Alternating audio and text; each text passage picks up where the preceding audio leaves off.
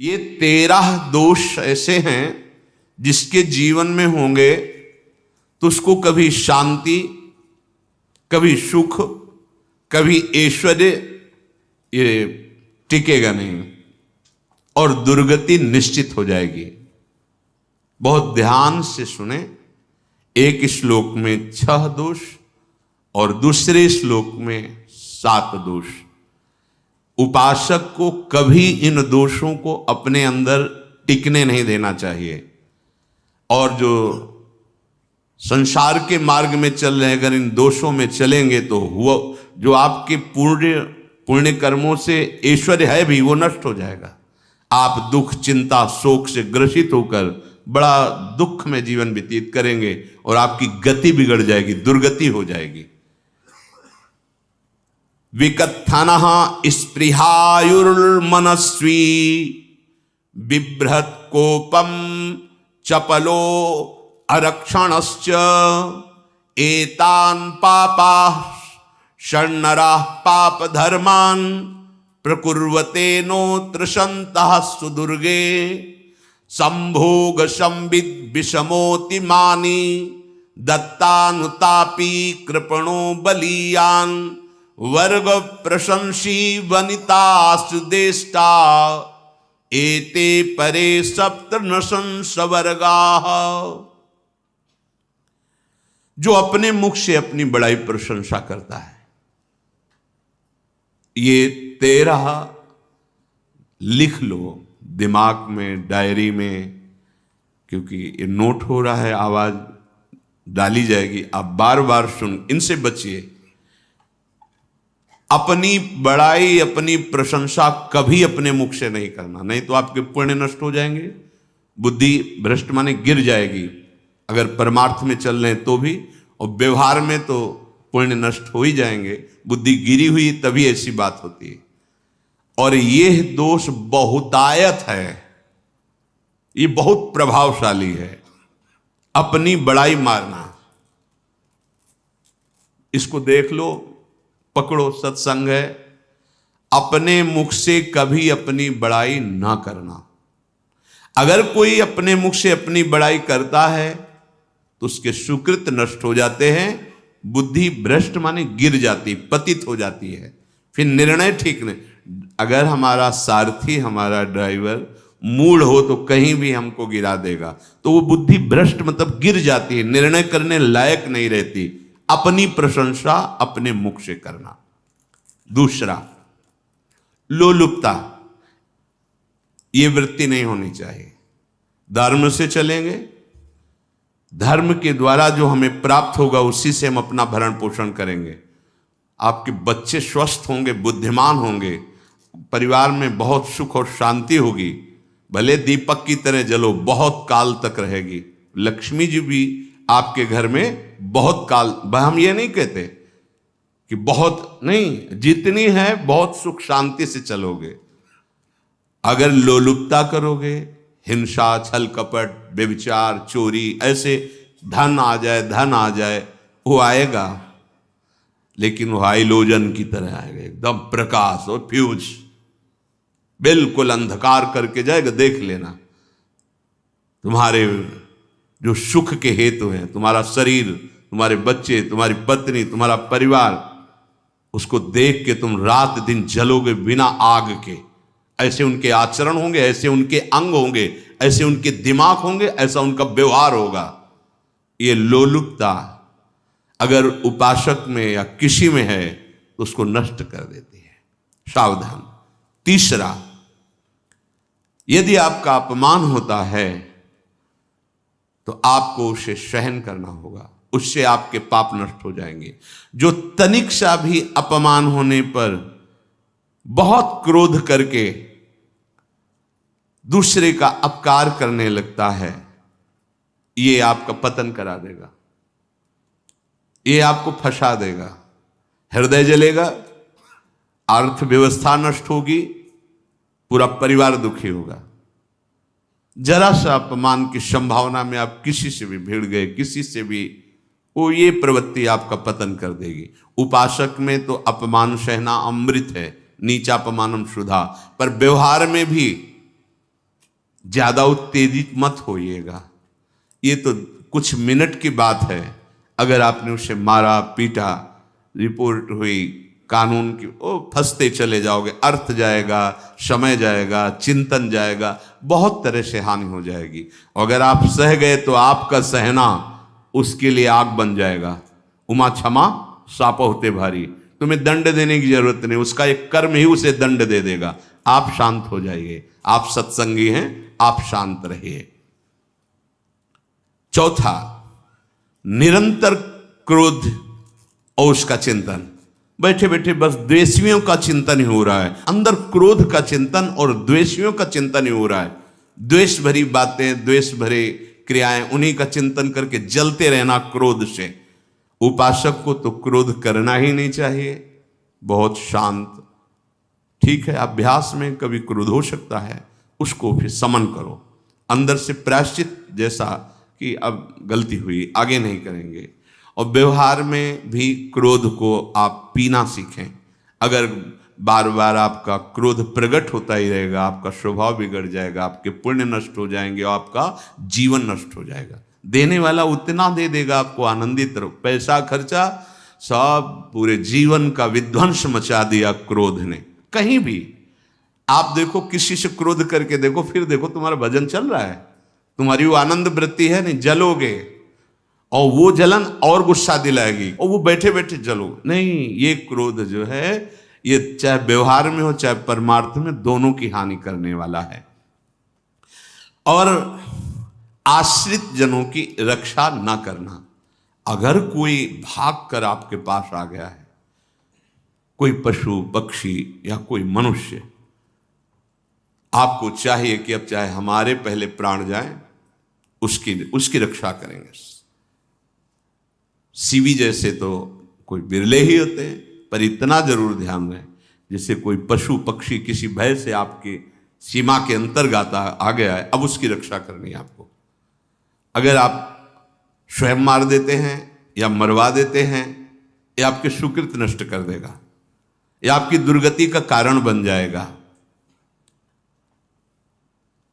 और जो पाप कर्म उत्साहित होकर करते हैं, उपासक को तो बहुत सावधान रहना चाहिए, पर व्यवहार में भी जो नहीं करना चाहिए, अगर वो पाप कर्म आपके द्वारा मन में प्रेरित हो रहे हैं, संकल्प बन रहा है, क्रियाएं हो रही, दुर्गति पक्की, पुण्य नष्ट हो जाएंगे, दुख अशांति बढ़ती चली जाएगी, कभी शांति नहीं प्राप्त कर पाएंगे। ऐसा नहीं कि जो मन में आवे सो करे। पापाचरण निडर और उत्साहित होकर करना, अगर ऐसे लक्षण है, निश्चित दुर्गति होती है। ये 6, अपनी बहुत बड़ाई करने वाला अपने मुख से, लोलुपता, तनिक से अपमान में सहन ना करने वाला, निरंतर क्रोधी और आश्रित जनों की रक्षा न करने वाला, और निडर हर्षित होकर पाप कर्म करने वाला।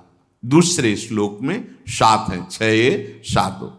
1, संभोग का ही चिंतन करना, संभोग में ही मन लगाना, संभोग दूसरी स्त्रियों के साथ करने की भावना रखना। संभोग पहला है, संभोग। रात दिन बैठे बैठे बस यही चिंतन करना, गंदी बातों का, गंदी बातें देखना, गंदी बातें सुनना, गंदी बातों का चिंतन करना। फिर अन्य माताओं बहनों के प्रति काम दृष्टि से देखना, कोई आ जा रही है तो दृष्टि से, काम भाव से देखना, भोग बुद्धि से देखना, निश्चित पुण्यनाश दुर्गति। बड़े बड़े उदाहरण इतिहास में हैं जिन्होंने ऐसा दृश्य नेत्रों से देखने की चेष्टा की, मन में संकल्प किया भोगने का, नष्ट हो गए, चाहे वो कितने बड़े प्रतापी हो। ये दुर्योधन कोई साधारण थोड़ी है, भगवान व्यास देव जी के द्वारा ही तो लो, भगवान व्यास देव जी ही इसकी उत्पत्ति का कारण है। आप देखो, इतने महान पुलस्त जी ही उत्पत्ति का कारण है रावण की। बस यही ऐसे दोष हैं जिनके कारण जीव नष्ट हो जाता है। ठीक है, धर्मयुक्त काम भगवान ने आदेश किया है, आपका पाणिग्रहण संस्कार हो गया है, संतानोत्पत्ति की भावना से कुछ पवित्र तिथियों का त्याग करते हुए चर्चा में हुई है। एक नियम है, एक आदेश है शास्त्र का। आप बहुत काम प्रवृत्ति वाले हैं तो प्रत्येक मास में जब माताएं बहनें पवित्र हो जाती मासिक धर्म से, तो जिनका पाणी ग्रहण आपने किया, जो पत्नी स्वरूप है, वो ठीक है। वहां भी बार बार के लिए व्यभिचार प्रवृत्ति के लिए शास्त्र आदेश नहीं करता, संयम पूर्वक, और उसका चिंतन नहीं करना। पाणी ग्रहण संस्कार है, घर में विराजमान है, एक संयम एक नियम के अनुसार उसका चिंतन तो फिर भ्रष्ट कर देगा। चिंतन प्रभु का करना है, चिंतन प्रभु की सेवा जो आपके कर्तव्य, इसके चिंतन से बचो। घातक है, बहुत बड़ा जहर है। अगर विषय चिंतन होने लगा तो मरोगे, जिंदा जलोगे, दुर्गति भी होगी। ये अंदर की जो आग है ना, कामाग्नि, ये इतनी बढ़ती चली जाएगी, तुम्हारे होश खराब हो जाएंगे कि मुझे क्या करना चाहिए, क्या नहीं करना चाहिए। कोवा मदांधो मदनातुरोमा, अंधा हो जाएगा, नहीं दिखाई देगा अनुजा तनुजा क्या है कौन है, कुछ नहीं, भ्रष्ट बुद्धि। संभोग का चिंतन नहीं। धर्मयुक्त काम आदेश है शास्त्र में। यदि आप प्रवृत्ति मार्ग में हैं तो अपनी पत्नी को जो पाणी ग्रहण स्वीकार किया है, वहां भी पवित्र तिथियों का त्याग करते हुए, एकादशी है, रामनवमी है, नव दुर्गा है, जन्माष्टमी है, राधाष्टमी, जो पवित्र तिथियों का त्याग करते हुए, और ऐसे जो मर्यादाएं हैं उसके अनुसार, और कहीं पराई स्त्री के साथ संभोग की बात निश्चित दुर्गति पक्की है। ऐसे ही माताओं के लिए है, स्त्री शरीर के लिए है। यदि वो ऐसी गलत चेष्टा, तो पतिवंचक परपति रति करही, रौ नरक कल्पसत परही। ये भोग चिंतन से बचने की चेष्टा कीजिए तो क्रिया से अपने आप बच जाएंगे। क्रिया के पहले चिंतन होता है, चिंतन से ही क्रिया का आवेश आता है। चिंतन संभालिए, इसी से भगवत प्राप्ति होती है, चिंतन से, और इसी से दुर्गति भी होती है। अनन्यश्चिन्तयन्तु माम, भगवान चिंतन करें, मेरा करो, कर्तव्य कर्म मेरे को समर्पित करो। अब जब चिंतन संभोग का होगा तो बुद्धि भ्रष्ट हो जाएगी। ये जो राक्षसी प्रवृत्तियां सुनने को मिलती है ना, कि ऐसा हुआ, वो देखा सुना और चिंतन किए, अब इतनी राक्षसी वृत्ति आ गई कि बस अब उनमें और राक्षसों में कोई अंतर नहीं रह गया। दूसरा, विषमता रखने वाला, सबके साथ बर्ताव ऐसा कि मैं बहुत श्रेष्ठ हूं और दूसरे सब नहीं, ऐसा व्यवहार नहीं। सब भगवत स्वरूप हैं, समान व्यवहार। जैसे आपके भोजन है तो जो आप पा रहे हो वही सबको दीजिए, बैठने की व्यवस्था, उठने की व्यवस्था, क्रम बाय क्रम, पर उसको भी नीच भाव से मत देखिए। उस कोटि का उसको प्यार दीजिए, दुलार दीजिए, सम्मान दीजिए। इतनी विषमता न फैलाते रहें अपने जीवन में कि आप सबके निंदा के पात्र बन जाए। विषमता नहीं, सबको प्यार।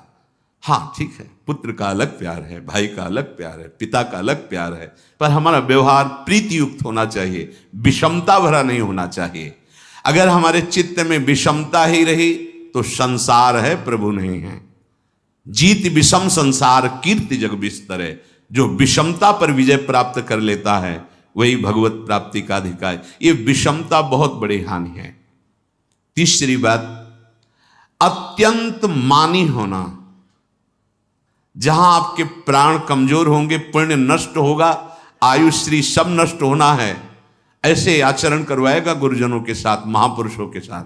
ये बहुत नीच प्रवृत्ति है। अत्यंत मान प्रियता, मुझे सम्मान मिले। उत्तम प्रवृत्ति है सबको मान देना, स्वयं अमानी रहना। चौथा, दान देने की बात कह के मुकर जाना या दान देकर पश्चाताप करना। दे दिया है, बहुत जल रहे हो, दूसरे से वार्ता कर रहे हो कि पता नहीं क्या यार बुद्धि में हो गया, हमने उसको इतना कहा था, उतना दे दिया, क्यों दे दिया, ऐसा मतलब अंदर चिंतन करना, क्यों दे दिया तो दिया। इसके बाद जो आपका जलन हो रही, पश्चाताप, सुकृत नष्ट हो रहे हैं।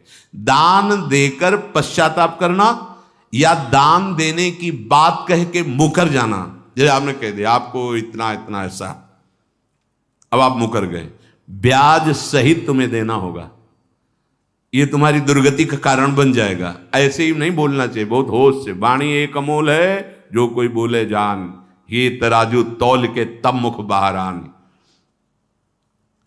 पांचवा, अत्यंत कृपण होना। ना परिवार को सुखी कर पा रहा, ना अपने को सुखी कर पा रहा है। एक एक सिक्का बैंक में जो मर गया। धन की वास्तविक गति यही है कि अपने परिवार को खूब उसकी अनुकूलता प्रदान करो, उसमें से कुछ हिस्सा किसी ऐसे को जिससे तुम्हें बदले में कुछ लेने की भावना ना हो। कोई साधु महात्मा, गाय, पशु पक्षी, किसी भी जीव बीमार है शरीरधारी, उसके जिससे कुछ कभी लेने की भावना ना हो, एहसान की भावना ना हो। सो धन धन्य प्रथम गति जाकी, धन्य हो गया उसका धन। अब वो कृपण का धन किसी काम में ना स्वसुख, ना परिवार के सुख, ना धर्म कार्यों में, व्यर्थ जीवन चला गया। उसी धन का चिंतन करना, उसी का संग्रह करना और उसी की रक्षा करते करते शरीर छोड़ देना, तो चिंतन बिगड़ गया। तो कह रहे हैं जो कृपणता है और अर्थ और काम की प्रशंसा, उसी की चर्चा, उसी का चिंतन, रुपया और भोग, उसी की चर्चा कर, जहां बैठे रुपया की चर्चा, भोग की चर्चा, जहां एकांत में बैठे उसी का चिंतन, कैसे रुपया बढ़े, कैसे भोग मिले। और अगर अवसर मिला तो रुपया अधर्म से आवे चाहे धर्म से, उसको इसकी कोई परवाह नहीं। भोग चाहे धर्म से हो चाहे अधर्म से, जिसका अर्थ और काम भोग ही चिंतन है वो धर्म नहीं। जिसका धर्म चिंतन का विषय है तो अर्थ और काम भी ऐसा होगा जो मोक्ष प्रदान करने वाला हो। धर्म, अर्थ, काम, मोक्ष। और जो बालक, स्त्री, पागल, असहाय, जो इनकी रक्षा न करके इनकी हानि करता है, दुर्गति निश्चित है। माना आपकी पत्नी है, उसका स्वभाव बिगड़ा हुआ है, क्रोधी है, कटु वचन बोल, लेकिन आपके ही प्रारब्ध के लिए, माना आपका पति ऐसा स्वभाव वाला है, पर आपके ही प्रारब्ध से तो संयोग बना है आकर, अब इसका निर्वाह कर ले जाओ तो पवित्र हो जाओगे दोनों। और अगर झगड़ा और लड़ाई और मारपीट और कहीं हिंसादि के रूप में उतर गए तो फिर और करनी बिगड़ गई। बालक है, आप उसको ज्ञान नहीं कि आप पवित्र है, कि आप पवित्र है, उसको ज्ञान नहीं कि आप उसके साथ व्यवहार अच्छा कर रहे हैं कि बुरा कर रहे हैं। रक्षा करनी है आपको, शोषण नहीं करना। कह रहे हैं स्त्री, बालक और पागल, जैसे विक्षिप्त है, पागल है, आपको रक्षा करनी है। बन जाए तो उसको भोजन, ऐसा नहीं कि ईंट मारो, उसको अपमानित करो। उसकी बुद्धि खराब है, प्रारब्धवशात खराब हो गई है, तो शास्त्र आज्ञा करता है स्त्री, बालक, जैसे पागल, विक्षिप्त आदि हैं, असहाय है, असमर्थ है, बूढ़ा है, वो आप सेवा भी करो तो वो गाली दे सकते हैं, उनकी बुद्धि बिगड़ गई। आपको उनको दंड नहीं देना, मारना नहीं है आपको। मान लो आपके बड़े बूढ़े बुजुर्ग जन हैं,